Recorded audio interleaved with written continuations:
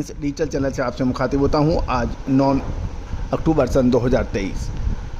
दोस्तों, अजय एस्ट्रोमनी ग्रुप संभवतः देश का पहला चैनल है जो इंडियन सिस्टम ऑफ एनालिसिस और फंडामेंटल एनालिसिस के आधार पर आपको देश दुनिया की खबरों से रूबरू कराता है तथा विश्लेषण प्रस्तुत करता है, चाहे वो सोना चांदी हो, कच्चा तेल हो, कॉपर एल्युमिनियम जिंक हो या फिर स्टील।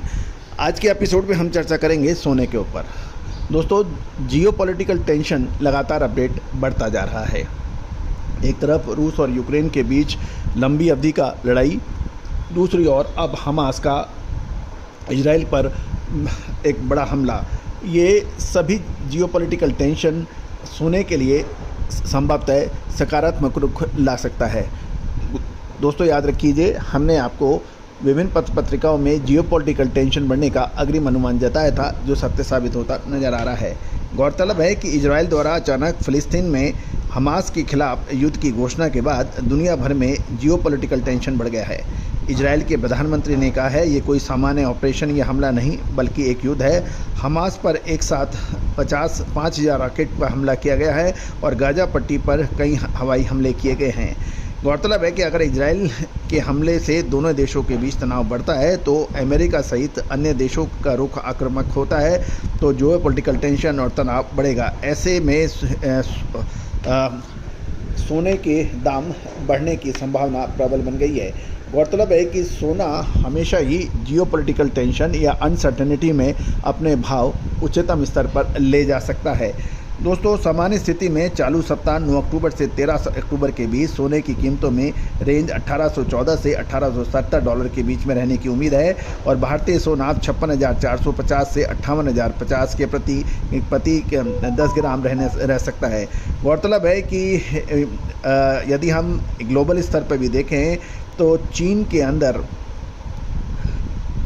सोने के ऊपर प्रीमियम दर्ज हो रहा है। दूसरी ओर फेड के द्वारा नवंबर में ब्याज दरों की बढ़ोतरी की भी संभावना प्रबल बन रही है, क्योंकि नौकरियों के आंकड़े उम्मीद से बेहतर हैं और ब्याज दरों में बढ़ोतरी के कारणों को खारिज कर दिया गया है। और चीन एक सप्ताह के ब्रेक के बाद फिर से खुलने के लिए तैयार है और चीन के हाजिर बाजार में सोना इस समय प्रीमियम पर बिक रहा है। शॉर्ट टर्म के लिए बाजारों में गोल्ड के अंदर सुधार होने की संभावना नज़र आ रही है।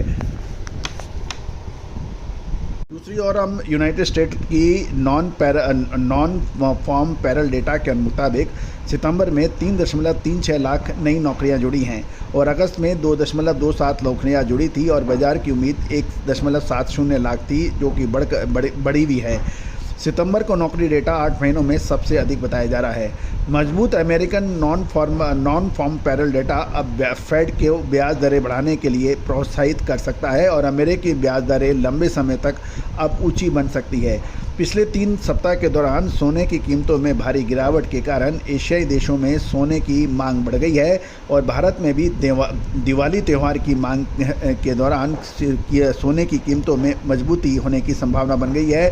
साथ साथ हाजिर बाजार में सोने की प्रीमियम पिछले $4 प्रति औंस से बढ़कर 17 महीनों के उच्चतम स्तर पर $5 प्रति औंस पर पहुंच गया है।